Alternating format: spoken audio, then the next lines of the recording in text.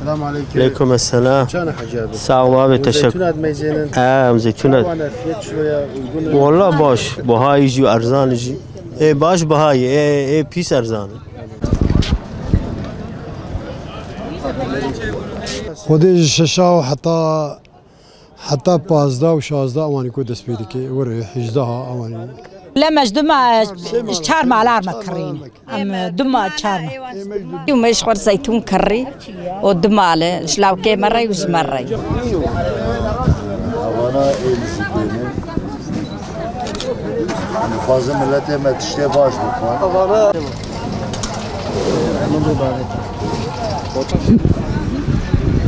Zeytinleri bu sene pahalı görüyorum. Gerçi hayatın her alanında her şey pahalandı son 2-3 ay. Halkın alım gücü düştü. Çok da düştü. Yani diyebilirim 3'te 1 ancak. Mesela geçen sene 40 kilo alan bugün geliyor 15 kilo, 20 kilo alıyor. Hayat çok pahalıdır. Bunun düzeleceğini herkes merak ediyor. Nasıl? Bu gidişat nereye kadar gidecek? Düzelir mi, düzelmez mi? Onu merak ediyoruz, bilmiyoruz. Yani geleceğimiz hakkında pek şey yok. Bir garanti, bir güvence, bir umut yok. İsal İskenderun Bahayi. Jber Gokeme fiyatı İskenderun Bahayi. Yani kilo 11 milyonu. والحالي ما فقيرة بنر ولا فقير جبرتينا فقير مجبرشينا بمر zaten. أما زيتون عجباندنا برتونا بكرن أهوا مهر مالي 200 مليون دان مزيب 200 مليون تش زيتونا بششكو في زاروك ودي وباب حشت وأسخسو نه كايا أبو 500 مليون يزبكر ترى منك 200 milyonu da. كاب 200 مليون ده كيلو وازي بكر روجة شار حبازي تخم سيني كي تشتير بخم بابين يعني خدي الحالي ما فقيرة بنر ولا كركتي جا فقيرة أيوة كده بيت شبوش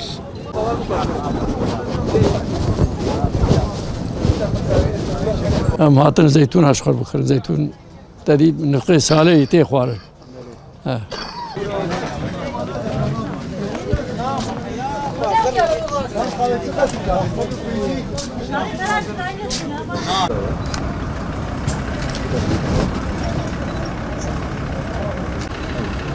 Bu nerenin? Bu İskenderun'dur Sedat. Tabii bunun bir yanı da var. Zeytin kadar sağlıklı, faydalı ben bir ürün tanımıyorum. Şimdi zeytin geçen yıla göre biraz pahalı. Neden derseniz İskenderun vakası var. İskenderun çok olduğu zaman ucuz olur. Evet. İskenderun bu sene az olduğu için fiyatı yükselmiş. Tabii Türkiye'nin genelinde her şey pahalanmış. Bu anlamda baktığımız zaman zeytin fiyatı normal. Yani geçen yıl takdir edersin yine röportaj yapmıştık 12 TL'ydi. Bu sene 18. Bu sene yine de alım gücüne göre vatandaşın alım gücüne göre zeytin var. Ancak şöyle bir ızdırabımız da var.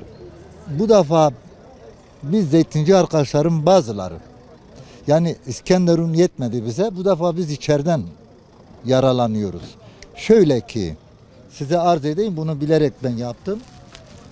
Şu zeytin topak aşısı derler. Şu da topak. Şimdi bu şu andaki satışı bu 18 lira.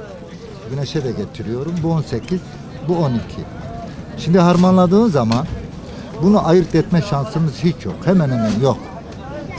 Şimdi vatandaş bunu nereden bilsin? Hiçbir zaman çıkaramaz. Dolayısıyla dönüp dolaşacağımız yer vicdan mahkemesidir. Allah korkusudur. Yani dönüp dolaşacağım diye burası. Haramzadelik devam ediyor. Öyle diyeyim yani. Ne diyeyim ben? Ne diyeyim ben?